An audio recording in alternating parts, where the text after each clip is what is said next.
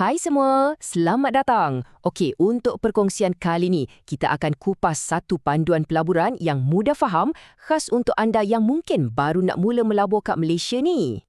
Cuba cek akaun simpanan anda sekarang. Duit kat dalam tu dia buat apa ya? Kebanyakannya tidur je kan? Dengan dividen tahunan yang boleh tahan rendah, nilainya mungkin makin susut sebab inflasi atau harga barang yang makin naik. Jadi, dah tiba masanya kita kejutkan duit tu dari tidur. Cuba bayangkan, pilihan pelaburan kat Malaysia ni macam satu hidangan buffet yang besar dan meriah. Ada macam-macam hidangan. Dan hari ni kita akan tengok menu-menu yang paling best untuk anda cuba. Okey, dah sedia? Jom kita mula dengan appetizer atau hidangan pembuka yang paling popular sekali yang jadi pilihan ramai rakyat Malaysia. Ini dia, Amanah Saham Bumiputera atau kita selalu sebut ASB. Basically, ia ni macam dana unit amanah yang risikonya sangat rendah, khas untuk kaum Bumiputera. Apa yang paling istimewa pasal ASB ni? Harganya tetap RM1 seunit. Maksudnya, modal anda tu dijamin selamat dan takkan rugi. Sebab itulah ia jadi pilihan yang sangat bagus untuk orang yang baru nak mula ataupun untuk simpan dana kecemasan. Dan, nak mula melabur dalam ASB ni, agak-agak berapa modal perlu? Cuma RM10 je. Ya, betul. RM10. Memang sangat-sangat mudah untuk sesiapa pun mulakan langkah pertama dalam pelaburan.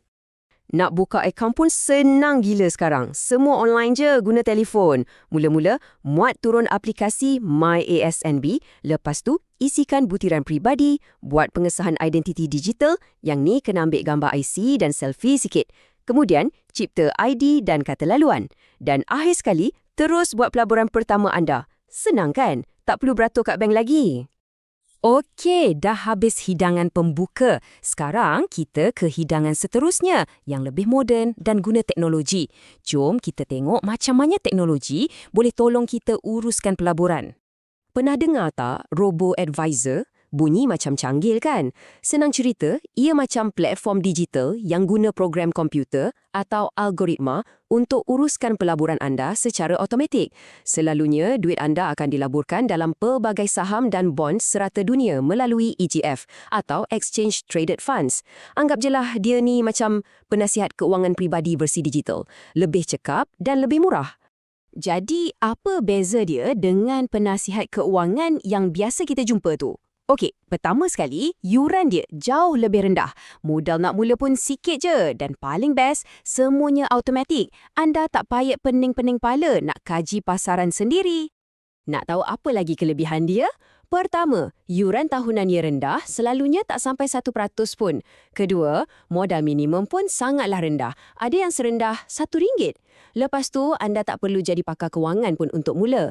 Dan yang paling penting, pelaburan ni tak ada emosi. Alah, mesin kan? Dia tak akan panik jual bila pasaran tengah jatuh. Kat Malaysia ni, dah ada beberapa platform yang dapat lesen daripada Suruhanjaya Security. Contohnya macam Stashaway, Best Invest dan juga Wahid Invest. Tengoklah sendiri, modal permulaan dia memang rendah dan yuran pun kompetitif. Memang membuka peluang untuk semua orang melabur secara global dengan mudah. Okey, dari hidangan moden, jom kita beralih ke hidangan utama yang klasik. Aset yang kita boleh pegang, boleh nampak, yang dah terbukti nilainya dari zaman datuk nenek kita lagi. Ya, kita cakap pasal emas dan hartanah. Dua-dua ni memang pilihan pelaburan fizikal yang sangat-sangat popular di Malaysia. Tapi, antara dua ni, mana satu yang lagi bagus untuk anda? Okey, jom kita tengok perbandingan ni. Emas, modal dia lebih fleksibel. Dari sikit sampai banyak pun boleh. Dan paling penting, sangat senang nak jual balik kalau perlukan duit. Hartanah pula, memanglah perlukan modal besar untuk deposit, tapi ia boleh bagi anda pendapatan pasif setiap bulan melalui sewa. Dari segi pengurusan pula, emas ni memang jauh lagi senang nak jaga berbanding hartanah yang ada banyak kerenah. Jadi, kenapa orang suka sangat beli hartanah? Yalah, sebab ia aset fizikal yang kita boleh nampak, depan mata, boleh sentuh. Lepas tu, ada potensi dapat duit sewa bulan-bulan secara konsisten. Dan yang paling power, kita boleh guna leverage atau pinjaman bank. Maksudnya, dengan modal sikit, kita boleh kawal aset yang bernilai ratusan ribu. Ia juga pelindung inflasi yang bagus. Emas pula macam mana? Emas ni dah jadi penyimpan kekayaan lebih 6,000 tahun. Sejarah dah buktikan. Harganya pun dalam jangka masa panjang memang cenderung untuk naik.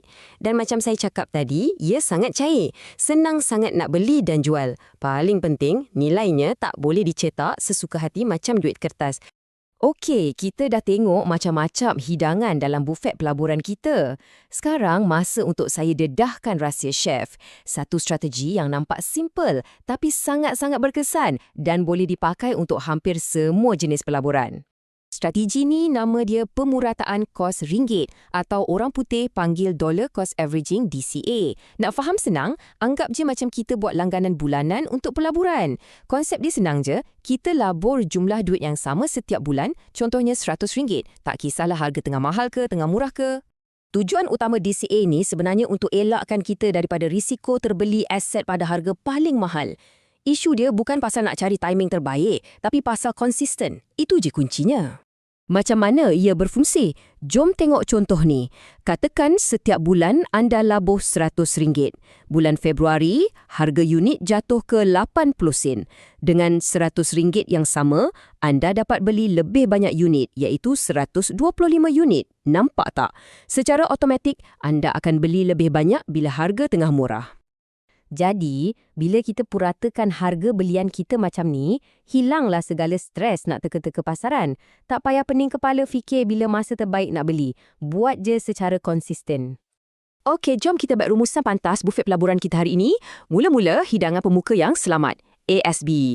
Lepas tu, hidangan utama moden, robo-advisors untuk pelaburan automatik. Diikuti dengan hidangan utama klasik, emas dan hartanah untuk nilai jangka panjang. Dan jangan lupa rahsia chef kita, strategi DCA untuk pertumbuhan yang konsisten dan rileks.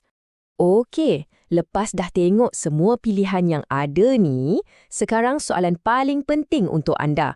Apakah langkah pertama yang akan anda ambil dalam perjalanan pelaburan anda?